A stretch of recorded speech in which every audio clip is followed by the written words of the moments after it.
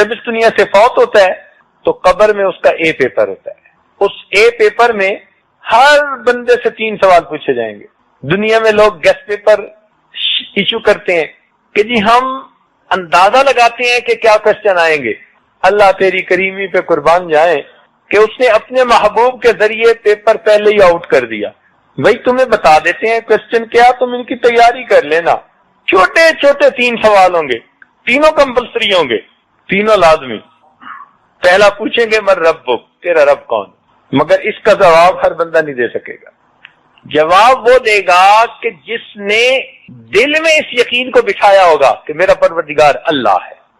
اور اگر وہ سمجھے گا کہ مجھے دفتر پالتا رہا، دکان پالتی رہی، لوگ پالتے رہے، تو وہ رب کا نام کیسے لے سکے گا؟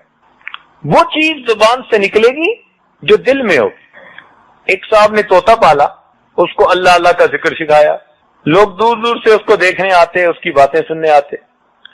اللہ تعالیٰ کی شان کے ایک دن بلی اس طوطے کو پکڑ کے لے گئی، پنجرا کھلا رہ گیا تھا۔ وہ جب لے جا رہی تھی نا تو طوطا ٹیں ٹیں کر رہا تھا، اس کو دکھ تو بڑا ہوا، میری محنت بیکار گئی۔ ایک اللہ والے کے سامنے تذکرہ ہوا تو وہ کہنے لگا چلو صدمہ تو جو تھا سو تھا۔ یہ بات سمجھ میں نہیں آئی کہ میں نے اس کو اللہ اللہ سکھایا، حضرت بلی پکڑ کے لے جا رہی تھی، بیچارہ ٹیں ٹیں کرتا جا رہا تھا۔ ان بزرگوں نے کہا کہ بات یہ ہے اس کی زبان پر کلمہ تھا، اس کے دل میں ٹیں ٹیں تھی۔ جب موت کا وقت آتا ہے وہ نکلتا ہے جو دل میں ہوتا ہے، اس لیے تمہارے طوطے نے ٹیں ٹیں کی۔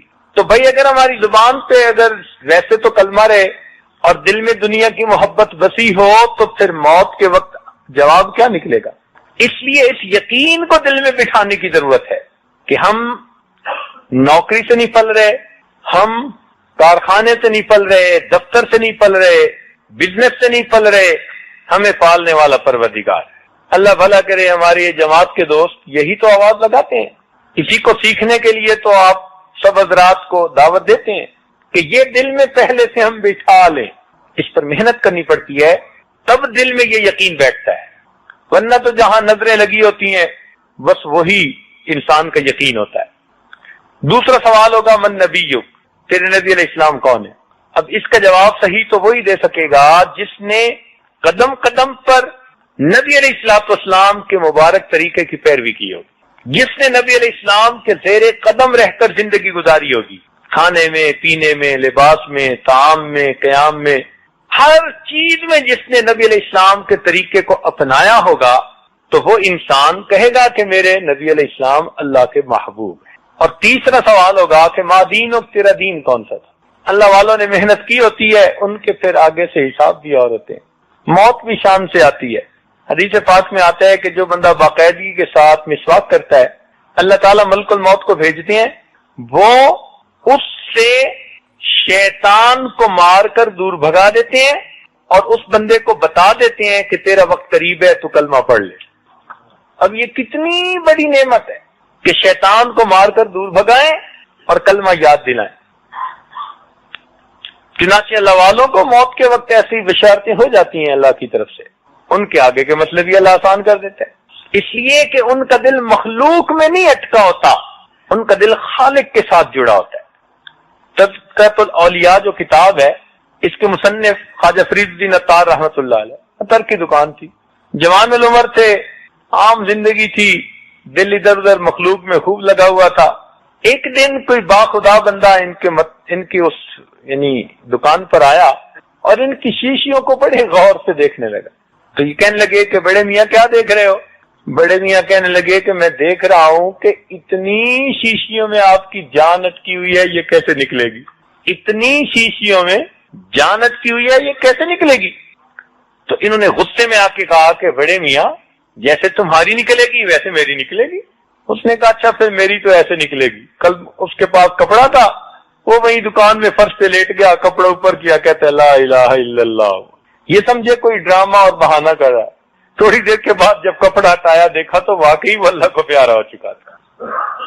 دل پہ چوٹ لگی کہ واقعی یہ ہے باخدا لوگ کہ جو دنیا سے دل نہیں لگاتے، اپنے رب سے دل لگاتے ہیں اور پھر کلمہ پڑھ کے دنیا سے رخصت ہو جاتے ہیں۔ پھر بعد میں یہ بڑے اولیاء میں شامل ہوئے۔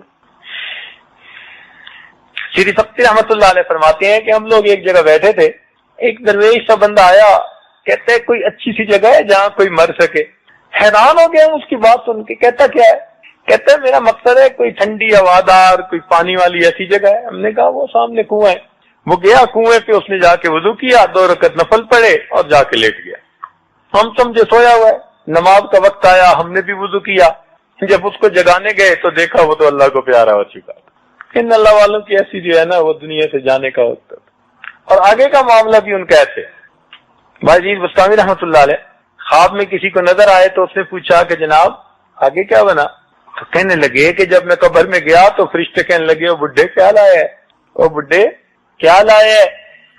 تو میں نے جواب دیا کہ جب بادشاہ کے دربار میں آتے ہیں تو یہ نہیں پوچھتے کیا لایا ہے، ہمیشہ پوچھتے ہیں تو کیا لینے کے لیے آیا ہے. کہ میری بات سن کے فرشتے مسکرا پڑے اور کہنے لگے اس کا یقین پکا ہے، اور وہ وہاں سے چلے گئے.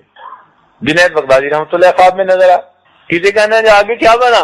ان کا جی فرشتے آئے تھے، کہنے لگے میں ربک، تیرا رب کون ہے؟ کہ جی پھر میں نے ان کو اتنا بتا دیا کہ میرا رب وہی ہے جس نے تمہیں حکم دیا تھا کہ آدم علیہ السلام کو سجدہ کرو. تو وہ آپس میں کہنے لگے یہ تو آگے سے ہو کے ملا. شیخ عبدالقادر جیلانی رحمۃ اللہ علیہ کو کسی نے دیکھا، حضرت آگے کیا بنا؟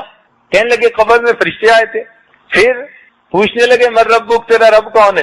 تو میں نے انہیں کہا کہ دیکھو تم عرش سے فرش پر آئے ہو اتنا سفر کر کے اور رب کو نہیں بھولے، تو زمین کے اوپر سے میں 2 گز نیچے آ کے اپنے رب کو بھول جاؤں گا؟ رابعہ بصریہ اللہ کی نیک بندی خواب میں نظر آئی. کسی نے پوچھا جی آگے کیا بنا؟ کہنے لگی فرشتے آئے تھے تو پوچھ رہے تھے کہ تیرا رب کون ہے. میں نے کہا جا کے اللہ تعالیٰ کو کہہ دو اللہ تیری اتنی مخلوق ہے، خربوں میں اتنی مخلوق میں سے تو ایک مجبوریہ کو نہیں بھولا، میرا تیرے سوا ہے ہی کوئی نہیں، میں تجھے بھلا بھول جاؤں گی؟ تیری اتنی مخلوق ہے اللہ، تو اس میں سے مجھے نہیں بھولا، میرا تیرے سوا کوئی ہے ہی نہیں، پھر میں تجھے کیسے بھولوں؟ تو یہ جواب بندہ کب دے سکتا ہے؟ جب دل کا یقین بنا ہوا ہوتا ہے، جب اللہ سے تعلق ہوتا ہے. ورنہ تو انسان اس وقت پریشان ہوتا ہے کہ میں کیا کہوں. تو یہ اے پیپر قبر میں ہوگا. پھر اگر جواب ٹھیک دے دیے تو قبر کو جنت کا باغ بنا دیں گے، نہ دیے تو جہنم کا گڑھا بنا دیں گے. یہ ابھی ٹرانزٹ ہوگا. قیامت کے دن سب کو اٹھایا جائے گا، اللہ رب العزت کے سامنے کھڑے ہوں گے اور وہاں پر 5 سوالوں کے جواب سب کو دینے پڑے. بنی آدم کے پاؤں اپنی جگہ سے ہل نہیں سکتے جب تک وہ ان سوالوں کے جواب نہ دے دے. تو وہ سوال ہماری زندگی کا بی پیپر ہوگا، اس میں بھی سب جواب دینے ضروری. اور وہ بھی پیپر اللہ تعالیٰ نے اپنے محبوب کے ذریعے سے آؤٹ کروا دیا. پوچھا جائے گا اے بندے تو نے زندگی کیسے گزاری، تو نے جوانی کیسے گزاری، مال کہاں سے کمایا، کہاں پہ خرچ کیا، اپنے علم پر کتنا عمل کیا. اب اس وقت ان سوالوں کا جواب دینا یہ بہت مشکل کام ہو. تاہم جو لوگ نیکی کر کے دنیا سے جائیں گے پروردگار ان کے ساتھ رحمت کا معاملہ فرمائے. اور جو لوگ دنیا میں ایمان سے محروم رہیں گے اور محروم ہی اللہ تعالیٰ کے حضور پہنچیں گے تو ان کے لیے جہنم ٹھکانہ ہوگا. اس لیے اللہ تعالیٰ فرما دیں گے وَامْتَعْضُوا الْيَوْمَ أَيُّهَا الْمُجْرِمُونَ، اے مجرموں آج کے دن میرے نیک بندوں سے علیحدہ ہو جاؤ. 2 الگ الگ راستے ہوں گے، ایک طرف جنتی لوگوں کو بھیجا جائے گا اور دوسری طرف جہنمی لوگوں کو بھیجا جائے گا. تو یہ قیامت کا تصور اسلام کے بنیادی عقائد میں سے ہے. یہ جتنا انسان کے دل میں راسخ ہوگا اتنا اس کی زندگی صحیح لائن پر ہوگی. اس لیے آپ قرآن پاک کا مطالعہ کریں، ایک تو پوری صورت ہی آپ کو اسی نام سے ملے گی القیامہ، اور دوسرا ہر صفحے پر، ہر دوسرے صفحے پر آپ کو کسی نہ کسی انداز میں قیامت کا تذکرہ ملے گا. اتنا اہم یہ مسئلہ ہے کہ قرآن پاک کے ہر صفحے یا ہر دوسرے صفحے پر آخرت کی یاد دلائی گئی کہ تمہیں اللہ تعالیٰ کے حضور پیش ہونا ہے. اس لیے قیامت کے مختلف نام قرآن و حدیث میں وارد ہیں. جیسے اللہ تعالیٰ عظمت والے ہیں، ان کے بے انتہا نام ہیں. اچانک ایک قبر کے قریب کھڑے ہو کر رونا شروع کر دیا. لوگوں نے کہا کہ حضرت آپ تو جنازے کے ولی تھے، آپ پیچھے کھڑے ہو گئے. فرمایا ہاں قبر نے مجھ سے گفتگو کی.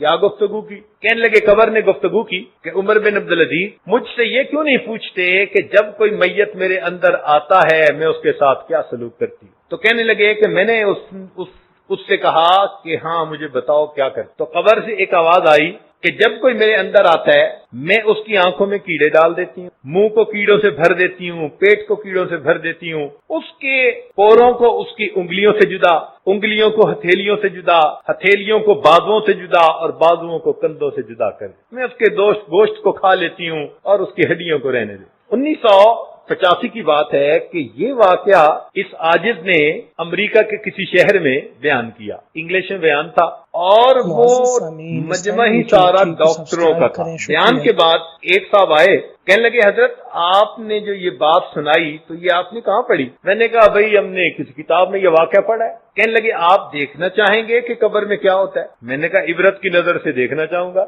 اگلے دن وہ ہمیں نیچرل ہسٹری میوزیم لے گئے اور وہاں پر مومیز کا ایک سیکشن تھا۔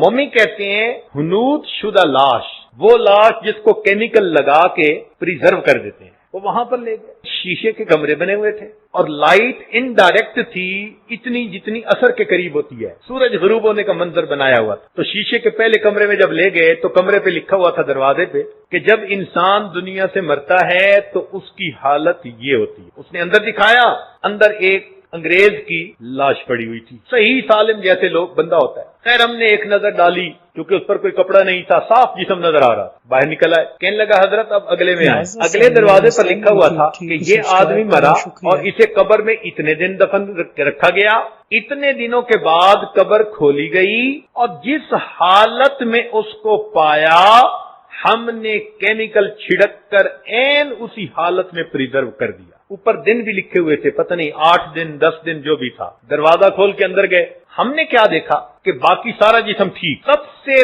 پہلی تبدیلی جو بندے کے جسم میں آتی ہے، اس کی آنکھوں کے دونوں ڈیلے بنٹے نکل کے اس کے رخساروں پر پڑے، سب سے پہلی تبدیلی یہ آتی ہے، اور اس کی آنکھوں کے وہ جو ڈیلے تھے ان کے ساتھ کیڑے چمٹے ہوئے چاروں طرف۔ اے انسان جو ہوس بھری نگاہیں تو غیروں پہ ڈالتا پھرتا ہے، سب سے پہلے اللہ تیرے جسم کی آنکھوں کو ہی کیڑوں کی غذا بنائے، سب سے پہلے تیری آنکھوں کو کیڑے کھائیں۔ ہم تو دیکھ کے اتنا حیران ہوئے کہ کوئی حد نہیں، آنکھوں سے آنسو ہمارے۔ وہ کہنے لگا حضرت آگے چلیں۔ اگلے کمرے میں گئے، لکھا ہوا تھا یہ بندہ فوت ہوا، اس کو اتنے دن قبر میں رکھا، کچھ زیادہ دن، اور جب نکالا تو اس کی یہ حالت۔ جب اندر جا کے دیکھا تو اس کا باقی جسم سلامت، آنکھوں کے ڈیلے جو تھے وہ کیڑوں نے کھا لیے تھے اور آنکھوں کے اندر سوراخ سے بنے ہوئے تھے، گڑے سے۔ دوسری چیز کیا دیکھی کہ اس کے منہ میں کیڑے بھرے تھے جو اس کے ہونٹوں کو کھا رہے، یہ ہونٹوں پہ کیڑے چمٹے ہوئے تھے، جیسے چاول ہونٹوں پہ رکھ دے بالکل اسی طرح کیڑے صاف نظر آ رہے تھے چمٹے ہوئے، اور انہوں نے کیمیکل لگا کے رکھا ہوا۔ جس زبان سے محبتوں کے دعوے کرتا پھرتا ہے، جھوٹی محبتیں جو بول زبان سے نکلتے ہیں نا غیر کے لیے، تو اللہ تعالیٰ ان ہونٹوں کو، اس زبان کو کیڑوں کی غذا بنائے۔ تیسرے کمرے میں گئے، وہاں ہم نے دیکھا کہ اب جو میت پڑا تھا اس کی آنکھیں بھی بالکل گڑے، دونوں آنکھیں، اور منہ کے ہونٹ نہیں تھے، اور 32 دانت ایسے لگ رہے تھے، نظر آ رہے تھے جیسے کہ مردہ بکری کے دانت نکلے ہوئے، یوں دانت نکلے ہوئے تھے، ہونٹ کیڑوں نے کھا لیے تھے۔ اور تیسری بات یہ دیکھی ہم نے، اب اس کے پیٹ کے اندر بھی پیالہ بن گیا تھا، پورا پیٹ، اور وہ بالکل کیڑوں سے بھرا، جیسے پیالہ چاولوں سے بھرا ہوتا ہے، ہو بہو ہم نے اس کے پیٹ کے پیالے کو کیڑوں کے چاولوں سے بھرا دیکھا۔ جس پیٹ میں حرام غذا جاتی ہے یہ کیڑوں کی غذا بن رہا۔ بس اسی طرح آگے وہ کیڑے پھیلتے چلے گئے، حتیٰ کہ ایک وقت آیا کہ گوشت کا نام و نشان ختم ہو گیا۔ پھر اس سے آگے جا کے دیکھا تو آخری کے اندر ہم نے پورے جو تھے وہ انگلیوں سے جدا دیکھے، انگلیاں ہتھیلی سے جدا دیکھی، ہتھیلی بازو سے جدا، بازو جسم سے جدا، سب ہڈیاں الگ الگ پڑی۔ پھر اس کے بعد آخری ایک وہ تھا، اس میں انہوں نے لکھا کہ اتنے سال کے بعد قبر کھولی، اس کے اندر ریڑھ کی ہڈی کا اتنا سا حصہ پڑا تھا، باقی ہڈیوں کو بھی کیڑوں نے کھا لیا۔ آج جس جسم کو حرام سے پال رہے ہیں، جس جسم کو ہم گناہوں کے مزے دے رہے ہیں، ہم اس جسم کو کیڑوں کے لیے تیار کر رہے ہیں۔ اللہ والوں کے بھی یہی جسم ہوتے ہیں، لیکن چونکہ وہ گناہوں سے جسم کو بچاتے ہیں، ان کے اندر گناہوں کے بیکٹیریا جراثیم کوئی نہیں ہوتے۔ اللہ تعالیٰ ان کے جسموں کو بھی سلامت۔ اللہ تعالیٰ جب بھی کسی بندے کو کوئی انعام دیتے ہیں تو اس سے پہلے اس کو آزماتے ہیں۔ انعام ملتا ہے کام کی وجہ سے، حضرت ابراہیم علیہ السلام نے اللہ کا گھر بنایا تو اللہ تعالیٰ ان سے خوش ہوئے، اے میرے پیارے ابراہیم، تم اپنے امتحان میں کامیاب ہو گئے، اب مانگو کیا مانگتے ہو۔ دستور یہی ہے کہ مزدور جب مزدوری کر لیتا ہے اس سے کہا جاتا ہے کہ بھئی اب کیا چاہتے ہو۔ تو ابراہیم علیہ السلام بھی اللہ کے دل سے انہوں نے عجیب دعا مانگی، یا اللہ میں آپ سے دنیا کا مال و منال نہیں مانگتا، میں دنیا کا فضل و کمال نہیں مانگتا، میں آپ سے ایک ایسی نعمت مانگتا ہوں جو آپ کے خزانے میں بھی ایک ہی ہے، میں آپ سے آمنہ کا لال مانگتا۔ ربنا وابعث فیہم رسولا، اے اللہ میں نے بیت اللہ بنا دیا، عبادت سکھانے والے کو بھیج دیجیے، مدرسہ بنا دیا، علم پڑھانے والے کو بھیج دیجیے۔ اللہ نے دعا قبول کر لی، چنانچہ نبی علیہ السلام نے فرمایا میں ابراہیم علیہ السلام کی دعا کا قبولیت بن کے دنیا میں آیا ہوں۔ اب نبی علیہ السلام کی ولادت مبارکہ سے پہلے 3 شخصیتوں پر آزمائشیں آئیں۔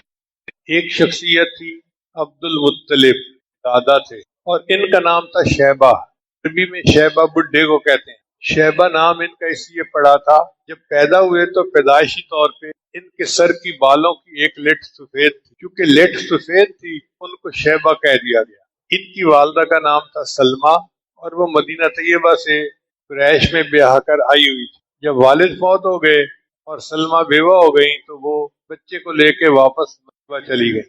اب یہ بچہ غربت کے حالات میں اپنی والدہ کے ساتھ پرورش پانے لگا، مگر اللہ نے اس کو صلاحیتیں دی۔ صورت تھا ایک دفعہ مدینہ طیبہ کے نوجوانوں میں تیر اندازی کا مقابلہ ہو رہا تھا۔ ایک نوجوان ایسا تھا کہ جو تیر چلاتا تو ٹھیک نشانے پہ لگتا، اور وہ بڑے ترنگ میں آ کے کہتا میں قریش کی اولاد ہوں، مجھے سجتی ہے بات کہ میرا تیر ٹھیک نشانے پہ لگے۔ ایک بندہ جو مطلب کا دوست تھا اس نے پوچھا یہ کون ہے؟ مطلب کا بھتیجا ہے، مگر اس وقت بہت ہی فقر و فاقہ کی زندگی گزار رہے اور اس کے خاندان کو اتنی پرواہ نہیں، بچے کو لے جائیں اور اس کو وہاں مکہ جا کے پالے۔ اس نے آ کے مطلب کو یہ بات بتائی کہ بھائی آپ کا بھتیجا اس سال میں پرورش پا رہا ہے، آپ کچھ غیرت کرو اور بچے کو لاؤ اور یہاں اس کی تربیت کرو۔ مطلب نے قسم کھا لی میں بچے کو جب تک لے کے نہیں آؤں گا چین پہ نہیں بیٹھوں۔ چنانچہ مطلب جو تھے وہ مدینہ آئے اور اس کی والدہ کو کہا کہ دیکھو بچے کی جدائی ہے تو بڑی چیز، لیکن بچے کی زندگی سنور جائے گی اگر تم ہمیں دے دو گے۔ اس نے اپنے رشتہ داروں سے مشورہ کیا، سب نے یہی کہا کہ قریش بڑے سردار ہیں، یہ بچہ وہاں جائے گا تو صلاحیتیں اجاگر ہوں گی اور یہ کسی کام کا بن جائے گا۔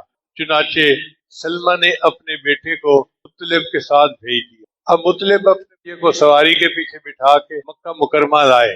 کسی بندے نے دیکھا کہ مطلب اپنے پیچھے ایک لڑکے کو بٹھا کے لائے ہیں۔ اس زمانے میں چھوٹے بچے غلام کے طور پر لیے جاتے تھے، اسے کام کروائے جاتے تھے، تو اس نے اپنے طور پہ کہہ دیا کہ جی مطلب غلام لایا ہے، لہذا اس کا نام پڑ گیا عبد المطلب، حالانکہ وہ مطلب کے غلام تو نہیں تھے، وہ تو شیبہ تھے۔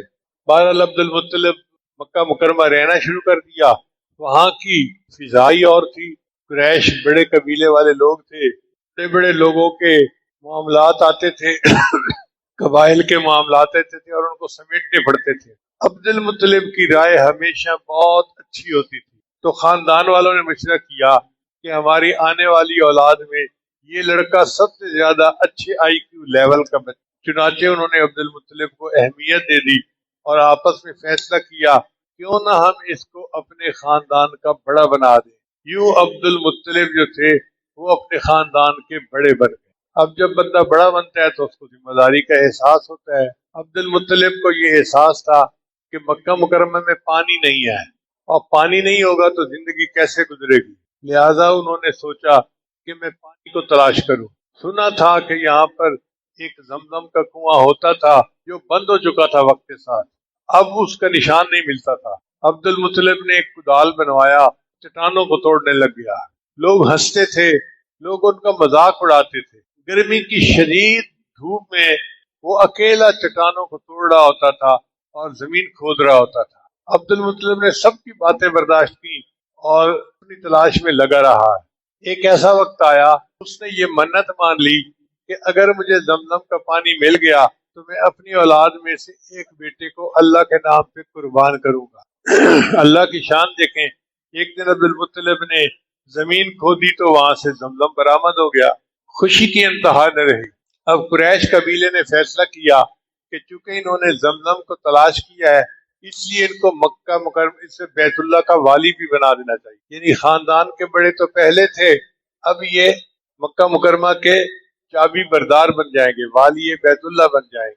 یہ بہت بڑا اعزاز تھا اس زمانے میں، کسی کو حاصل ہو سکتا۔ چنانچہ عبد المطلب والی بیت اللہ بن گئے اور اللہ نے انہیں یہ نعمت عطا فرمائی۔ پھر کچھ دنوں کے بعد ان کو خیال آیا کہ میں نے تو منت مانی ہوئی تھی، بات پوری ہو گئی تو مجھے منت پوری کرنی ہے۔ چنانچہ انہوں نے اپنے بیٹوں کے نام قرہ ڈالا۔ ان کے 12 بیٹے تھے۔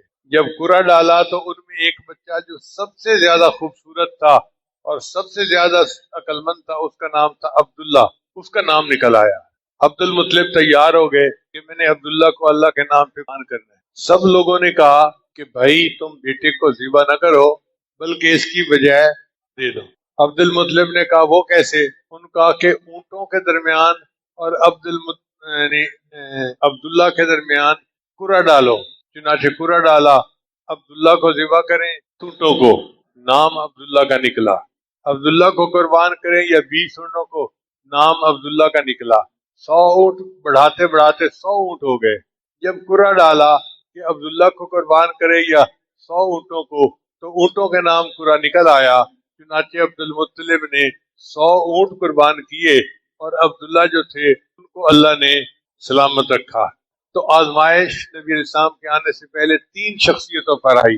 ایک عبد المطلب جو دادا تھے، دوسرے حضرت عبداللہ جو نبی علیہ السلام کے والد گرامی تھے، اور تیسرا نبی علیہ السلام کی والدہ بی بی آمنہ۔ وہ کس طرح کہ جب عبداللہ بڑی عمر کو پہنچ گئے، جوانی کی عمر کو، تو عبد المطلب کو فکر ہوئی کہ میں اس کے لیے رشتہ تلاش کروں۔ مکہ مکرمہ میں کئی رشتے دیکھے مگر ان کو پسند نہیں آئے۔ ان سوچا چلو مدینہ طیبہ سے جا کے دیکھتے ہیں۔ تو مدینہ طیبہ میں ایک قبیلہ تھا بنو زہرہ، ان کی ایک بچی تھی اور بچی کا نام بھی تھا آمنہ۔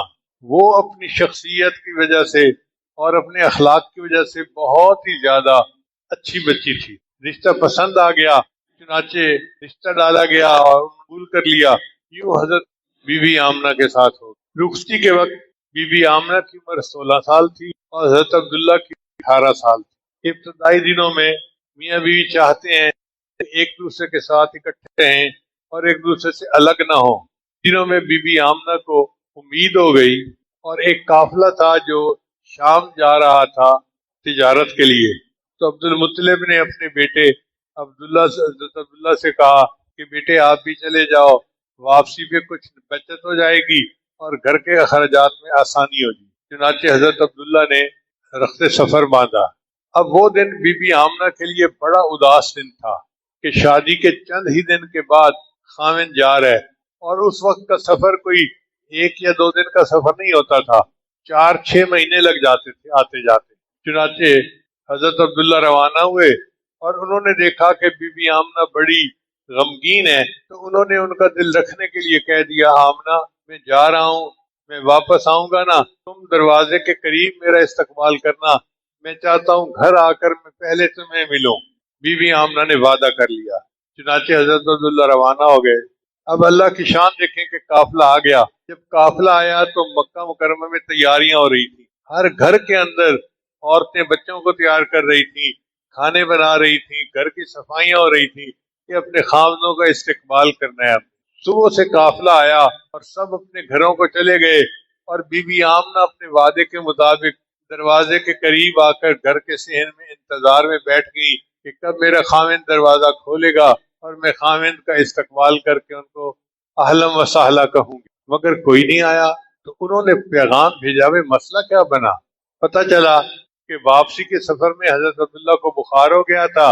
جب مدینہ طیبہ پہنچے، سسرال والوں نے دیکھا کہ بچہ ہے، بخار ہے، سفر ہے، گرمی ہے، انہوں نے کہا بھائی سفر نہ کرو، یہاں چند دن ٹھہر جاؤ، جب صحت ہو جائے گی تو پھر چلے جانا۔ چنانچہ حضرت عبداللہ مدینہ طیبہ میں رہ گئے اور قافلہ آ گیا۔ اب آپ سوچ سکتے ہیں کہ بی بی آمنہ کے دل پہ کیا گزری ہوگی۔ ایک تو ہجر کے ایام، انتظار کی گھڑیاں، اور پھر خاوند بیمار آیا نہیں۔ اللہ کی شان دیکھیے، کہ حضرت عبداللہ کی مکہ مدینہ طیبہ میں وفات ہو۔ چنانچہ نبی علیہ السلام کی ولادت مبارکہ سے 3 ماہ پہلے آپ کے والد کی وفات ہو گئی۔ بی بی آمنہ فرماتی ہیں کہ میں بچے کی ماں تو بننے والی تھی، لیکن عام عورتوں کو تکلیف ہوتی ہے نا، الٹیاں آتی ہیں، تکلیف ہوتی ہے، سر چکراتا ہے، مجھے کچھ بھی محسوس نہیں ہوتا تھا، مگر میں 3 تبدیلیاں محسوس کرتی تھی۔ کون سی تبدیلیاں؟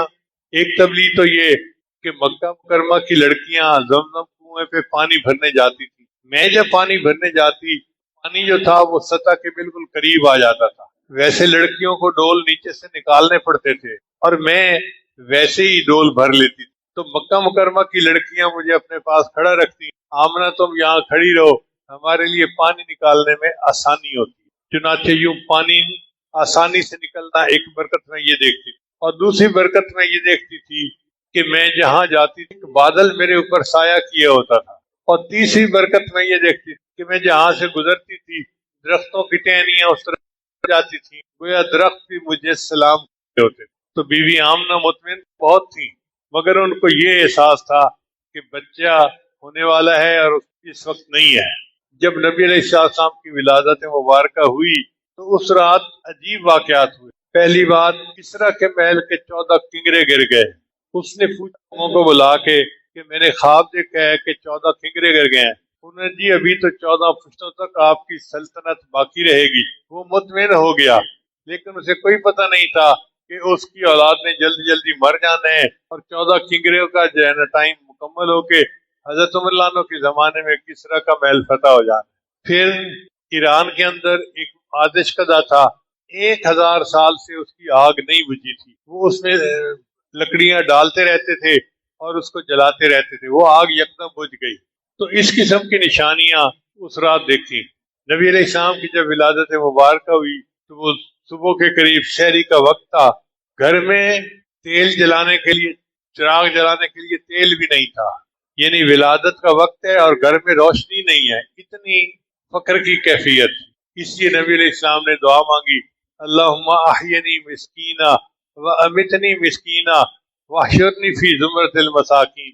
اے اللہ مجھے مسکینوں کی طرح زندہ رکھنا، مسکینوں کی موت عطا کرنا، اور قیامت کے دن مسکینوں کے زمرے میں مجھے کھڑا فرما دینا۔ نبی علیہ السلام کی یہ دعا امت کے مساکین کے لیے رحمت بن گئی۔ اللہ تعالیٰ نے نبی علیہ السلام کو یتیمی کی حالت میں پیدا کر کے یہ دکھانا تھا کہ دیکھو لوگو، جس کا اب نہیں ہوتا اس کا رب ہوتا ہے، جس کا رب ہوتا ہے پھر اس کا سب ہوتا ہے۔ خلیل اللہ نے جس کے لیے حق سے دعائیں کی، ذبیح اللہ نے وقت ذبح جس کی التجائیں کی، جو بن کے روشنی پھر دیدہ یعقوب میں آیا، جسے یوسف نے اپنے حسن کے نیرنگ میں پایا، کلیم اللہ کا دل روشن ہوا جس دو فشانی سے، وہ جس کو آرزو بڑکی جواب لن ترانی سے، وہ جس کے نام سے داؤد نے نغمہ سرائی کی، وہ جس کی یاد میں شاہ سلیم دل یحییٰ میں ارما رہ گئے، جس کی زیارت کے لب عیسیٰ پہ آئے وعد، جس کی شان رحمت کے وہ دن آیا کہ پورے ہو گئے تورات کے وعدے، خدا نے آج پورے کر دیے ہر بات کے وعدے، مبارک ہو کہ ختم المرسلین تشریف لے آئے، جناب رحمت للعالمین تشریف لے آئے۔ مکہ مکرمہ میں ایک طریقہ تھا کہ جب بچہ پیدا ہوتا تھا تو عورتیں اپنے بچے کو دیہاتی علاقے میں بھیج دیتی۔ اس کی وجہ یہ ہے کہ مکہ مکرمہ ایک تجارتی مرکز تھا، قافلے آتے جاتے رہتے تھے، اور قافلے آنے جانے سے وبائی امراض پھوٹا تھا کہ بچے کو مرض نہ ہو جائے، تو دیہات کے اچھے ماحول میں بچوں کو بھیج دیا جاتا تھا تاکہ سے پاک ہو کر وہ پلتے رہیں۔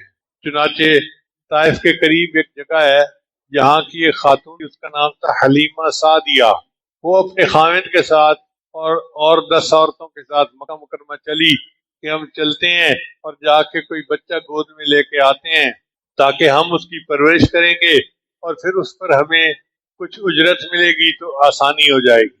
حلیمہ کے پاس ایک اونٹنی تھی اور ایک گدھی تھی، باقی عورتوں کی سواریاں صحت مند تھیں۔ اب وہ آگے نکل جاتی، حلیمہ اور اس کے خاوند پیچھے رہ جاتے۔ ایک دفعہ انتظار کیا، دوسری دفعہ کیا، تیسری دفعہ کیا، چوتھی دفعہ ان عورتوں نے کہا حلیمہ اگر اس طرح ہم آپ کی وجہ سے رکتی رہیں گے تو ہم تو پھر رات گئے، تم بعد میں آ جائیں، ہم جاتے ہیں، ہم بچوں کو گود لیتے ہیں۔ چنانچہ وہ اور امیر انہوں نے اپنی گود لے لی ہے. عورت آمنہ کے گھر اور پتہ چلتا ہے جی یہ بچہ یتیم ہے، نہیں تو ہمیں کیا اس پر کچھ انعام ملے گا، وہ واپس چلی جاتی. اب آمنہ کے دل پہ چوٹ ہوتی کہ آج میرے زندہ ہوتا بچے کو بھی یہ عورتیں لے اور میرے بچے کو باپ کی سرپرستی حاصل ہوتی. آمنہ سوچتی تھی میرا بیٹا میرا خاوند ہوتا تو وہ اپنے بچے کو پیار دیتا، محبت دیتا اور اپنے بچے کو لے کے جاتا، کوئی کھلونا لے کے دیتا. آمنہ نہیں جانتی تھی کہ اللہ نے اس بچے کے لیے آسمان کے چاند کو کھلونا بنا لیا تھا. چنانچہ عبد المطلب اس بچے کو لے کے بیت اللہ گئے برکت کے حصول کے لیے. اس زمانے میں یہی طریقہ تھا، جو بچہ پیدا ہوتا تھا اسے بیت اللہ لایا جاتا تھا. عبد المطلب نہیں جانتے تھے کہ یہ وہ ہستی ہے کہ جس کو اللہ نے کائنات کے لیے رحمت بنا کر بھیجا ہے. چنانچہ عبد المطلب بچے کو لے کر آئے، بڑے خوش تھے. کہنے لگے آمنہ میں نے بچہ کا نام سوچ لیا. کیا نام سوچا ہے؟ کہ میں نے اس کا نام سوچا ہے محمد. یہ ایسا نام ہے جو اس سے پہلے کبھی نہیں رکھا گیا تھا.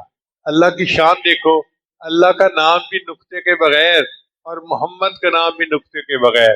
اللہ یہ بتانا چاہتے تھے نقطہ جو ہے نا وہ ہاتھ لگی ہوئی ایک چیز ہوتی ہے جس میں شرک کی گنجائش ہوتا ہے. اس نام میں کوئی نقطہ نہیں تو شرک کی کوئی گنجائش ہی نہیں. چنانچہ اللہ اپنی خدائی میں یکتا اور محمد یکتا. ایک اور بات پہ غور کیجیے کہ اللہ نے کلمے میں اپنا نام پہلے رکھا اور نبی علیہ السلام کا نام بعد میں رکھا. ہم جب پڑھتے ہیں نا لا الہ الا اللہ محمد الرسول اللہ، تو اللہ کا نام پہلے پڑھتے ہیں، محمد کا نام بعد میں پڑھتے ہیں. اس میں نقطہ کیا ہے؟ نقطہ یہ ہے بندو تمہاری زبانوں پہ غیبتیں ہیں، جھوٹ ہے، پتہ نہیں کیا کیا الا بلا بکتے رہتے ہو. تمہاری ناپاک زبانیں میرے محبوب کا نام نہ لیں، پہلے میرا نام لے کے اپنی زبان کو پاک کر لو، پھر میرے محبوب کا نام لے لو. حلیمہ جب پہنچی تو مکہ مکرمہ میں جتنے بڑے گھروں کے بچے تھے وہ عورتیں لے کے چلی گئی. ایک گھر کا پتہ چلا کہ جس میں بچہ تو ہے باپ فوت ہو گیا ہے. تو حلیمہ نے سوچا چلو میں جا کے دیکھتی ہوں. وہ کہتی ہیں کہ جب میں آئی تو میں نے دیکھا کہ بچہ لیٹا ہوا ہے اور اس کے اوپر ایک باریک کپڑا ڈالا گیا ہے. حلیمہ کہتی ہے کہ میں نے کپڑا اٹھا کے بچے کو دیکھا تو بچہ مسکرایا اور بچے کی مسکراہٹ اتنی اچھی تھی کہ میں تو اپنا دل ہی دے بیٹھی. میں نے اپنے دل میں سوچا کہ مجھے کچھ بھی نہیں ملے گا پرورش پر، بچے کی مسکراہٹ تو ملے گی. تو میں نے بچے کو اٹھانے کے لیے تیار ہو گئی. میں نے کہا حلیمہ یہ بچہ مجھے دے دو. آمنہ نے کہا کہ اچھا میں بچے کو دیتی ہوں مگر اس کے دادا آ رہے ہیں، ان کو آنے دو. لو جی آ گئے. اب حلیمہ بچہ لینے کو تیار، آمنہ بچہ دینے کو تیار. تو عبد المطلب نے پوچھا کہ حلیمہ تم بچے کو کیوں لے رہی ہو؟ اس نے کہا اس لیے کہ میں گاؤں کی رہنے والی ہوں، میں نے گاؤں میں ایسا خوبصورت بچہ نہیں دیکھا. آمنہ کہنے لگی میں شہروں کی رہنے والی ہوں، میں نے شہروں میں کبھی ایسا خوبصورت بچہ نہیں دیکھا. عبد المطلب نے کہا میں ملکوں میں پھرنے والا بندہ ہوں، میں نے کبھی کسی ملک میں اتنا خوبصورت بچہ نہیں دیکھا. اگر اس وقت جبریل السلام پاس ہوتے اور ان سے پوچھا جاتا کہ جی آپ بتائیں اس بچے کے حسن کے بارے میں، تو وہ جواب دیتے آمنہ تم نے شہروں میں ایسا حسن دیکھا، حلیمہ تم نے گاؤں میں ایسا حسن دیکھا، عبد المطلب تم نے ملکوں میں ایسا حسن دیکھا، میں پوری دنیا میں پھرا ہوں، میں نے پوری دنیا میں ایسا حسن و جمال نہیں دیکھا. اے چہرہ زیبائے تو رشک بتانے آزری، ہر چند وسط میں کنم در حسن زاں بالات بسیار خوبہ دیدام اما تو چیزیں دیگری. اور اگر اللہ تعالیٰ سے یہ پوچھا جاتا کہ یا اللہ اس بچے کے حسن کے بارے میں آپ فرمائے، تو اللہ تعالیٰ کی طرف سے شاید یہ جواب آتا کہ تم لوگوں نے دنیا میں ایسا حسین نہیں دیکھا، میری کائنات میں اس جیسا حسین کوئی ہے ہی نہیں. حسینہ جمیلہ دا منہ توڑ دیتا، محمد بنا کے قلم توڑ دیتا. اللہ نے اپنے محبوب صلی اللہ علیہ وسلم کو ایسا حسن و جمال عطا فرمایا. کسی شاعر نے حلیمہ کے بارے میں اشعار لکھے ہیں، حلیمہ میں تیرے مقدراں تو صدقے، تو مدنی دا جھولا جھلیندی بھی ہو سے، نی انگلی نہ پا کے تو ویڑے دے دادے سجن نو ٹریندی بھی ہو سے، نی عرشاں دا چن نے کھلونا بھی جسدا تو کھڑیندی بھی ہو سے، نوا کے دعا کے تے سرما بھی پا کے تھوڑی ہلا کے ہسیندی بھی ہو سے، نی سونے دا مکھڑا نورانی نورانی تو تقریریں رہی ہیں چمیندی بھی ہو سے. بچے کو جب ماں تیار کر لیتی ہے نا تو پھر وہ سوچتی ہے اس کو نظر نہ لگے تو کئی دفعہ تھوڑی پکڑ کے اس کو کہتی ہے ذرا مجھے ہنس کے دکھاؤ، مسکرا کے دکھاؤ. اس کا مطلب نظر اتر جائے گی. تو شاعر کہتا ہے کہ حلیمہ تیرے کیا مقدر ہیں، تو اس اللہ تعالیٰ کے محبوب کو جو ہے وہ سجا دھلا کے پھر تو ہنساتی ہوگی. کدی نال تیرے نزاکت سونا وہ رسدہ بھی ہو سی منیندی بھی ہو سے. کئی دفعہ بچے اپنی ماں سے روٹھ جاتے ہیں تو مائیں ان کو پیار سے سمجھاتی ہیں، بیٹا ماما سے نہیں روٹھتے، ماما سے نہیں جو ہے نا وہ خفا ہوتے، بیٹا ذرا ہنس کے دکھاؤ مجھے. وہ کہتے ہیں کہ کبھی حلیمہ تو اتنی قسمت والی ہے کہ تو اس قسمت والے بچے کو جو ہے وہ پیار کرتی تھی اور اس کو ہنسانے کی کوشش کرتی. چنانچہ حلیمہ بچے کو لے کے باہر آئی. خاوند انتظار کر رہا تھا. اس نے کہا کہ حلیمہ بچے کو لے آئی؟ اس نے کہا ہاں لے آئی ہوں، میں دعا کرتی ہوں کہ بچے کی وجہ سے ہمارے گھر میں برکت ہو جائے گی. اب وہ واپس جانے کے لیے اپنی اونٹنی پر سوار ہونے لگے. اللہ کی شان دیکھیں کہ حلیمہ اپنے گود میں بچے کو لے کر بیٹھی. جب اس کا خاوند کے اوپر بیٹھا کہ میں اونٹ کو چلاؤں تو اونٹ نے چلنے سے انکار کر دیا. جب نیچے اترتے ہیں تو اونٹ چلنے کو تیار، جب اونٹ پر بیٹھتے ہیں تو اونٹ جو ہے انکار کر دیتا ہے. بڑی پریشانی کیا ہوئی؟ تو حلیمہ نے کہا کہ ایسے کریں کہ مجھے بچہ دے کے آگے بٹھائیں، آپ پیچھے بیٹھیں. چنانچہ حلیمہ بچے کو گود لے کے آگے بیٹھی اور خاوند پیچھے بیٹھا. اب اونٹ نے بھاگنا شروع کر دیا. وہ اونٹ جو کمزور تھا، جو بیمار تھا، جو آتے ہوئے چل ہی نہیں پاتا تھا، اب وہ تیزی سے بھاگا جا رہا ہے. اتنا تیز بھاگا کہ جو عورتیں پہلے بچے لے کے چلی تھی وہ راستے میں تھیں اور حلیمہ کا اونٹ ان سے.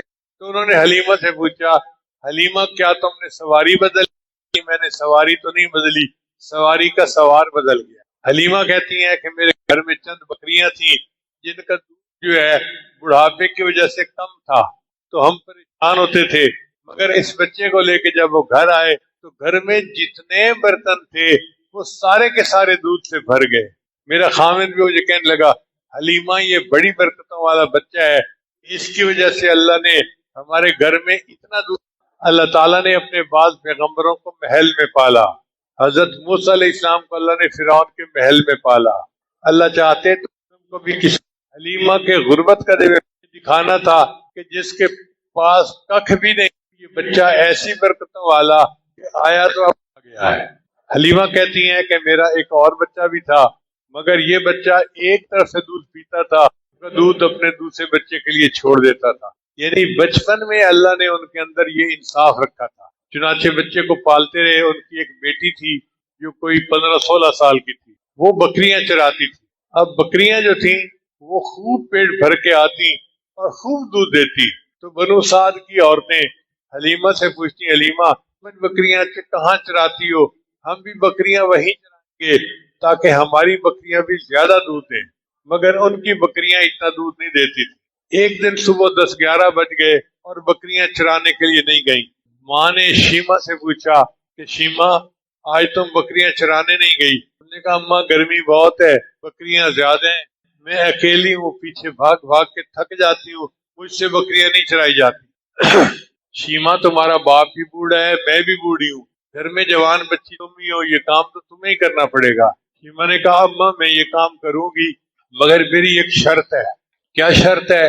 شرط یہ ہے کہ یہ چھوٹا بھائی جو محمد ہے نا، اس کو میرے ساتھ بھیج دیں. ماں نے کہا بیٹا کوئی عقل کی بات کرو، تم بچے کو سنبھالو گی یا بکریاں چراؤ گی؟ اماں بھائی کو بھیجیں گی تو میں بکریاں بھی سنبھال لوں گی، اور اگر بھائی کو نہیں بھیجیں گی تو مجھ سے بکریاں بھی نہیں سنبھلتی.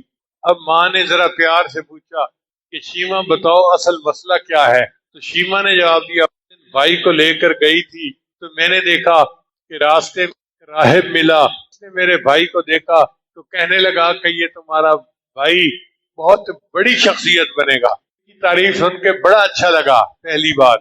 دوسری بات کہ جب میں جاتی ہوں تو میں ایک جگہ بچے کو گود میں لے کے بیٹھ جاتی ہوں، میری بکریاں جلدی جلدی گھاس چن کے آ جاتی ہیں، پھر اس کے بعد باتی وقت یہ بکریاں اور میں بس اس بچے کی شکل ہی دیکھتی رہتی ہیں، اس کی خوردی کو ہی دیکھتی رہتی ہیں.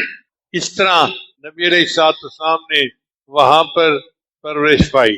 شیما نے نبی علیہ السلام کے لیے ایک لوری بنائی تھی، ربنا ابقی لنا محمدا، اے اللہ میرے بھائی محمد کو سلامت رکھنا.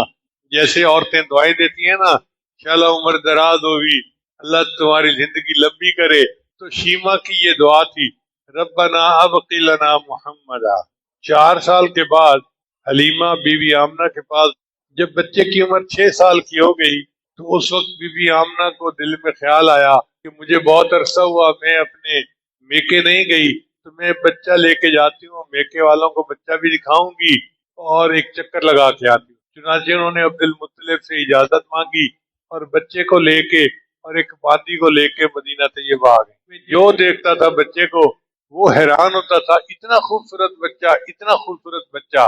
بی بی آمنہ حضرت عبداللہ کی قبر پر بھی گئی. نبی اسلام فرماتے ہیں میں چھوٹا بچہ تھا، مجھے کچھ پتہ نہیں تھا، مجھے اتنا یاد ہے کہ میری والدہ قبر پہ کھڑی رو رہی تھی اور والدہ کو روتے دیکھ کر میں بھی رونے لگ گیا. چھوٹا بچہ تھا نا، تو ماں کی آنسو دیکھ کر بچے نے بھی رونا شروع کر دیا. اب بی بی آمنہ کیوں رو رہی تھی؟ شاید وہ حضرت عبداللہ سے خیال میں باتیں کر رہی تھی کہ عبداللہ آپ نے مجھے ایک امانت دی تھی، کاش آج آپ زندہ ہوتے تو آپ دیکھتے کہ وہ بچہ کتنا خوبصورت ہے جسے لے کے میں آپ کے پاس آ گئی ہوں. پھر کچھ دنوں کے بعد بی بی آمنہ وہاں سے واپس چلی. اللہ کی شان دیکھیں کہ راستے میں ابوا ایک مقام تھا، وہاں پہنچے تو بی بی آمنہ کی بھی وفات ہو گئی.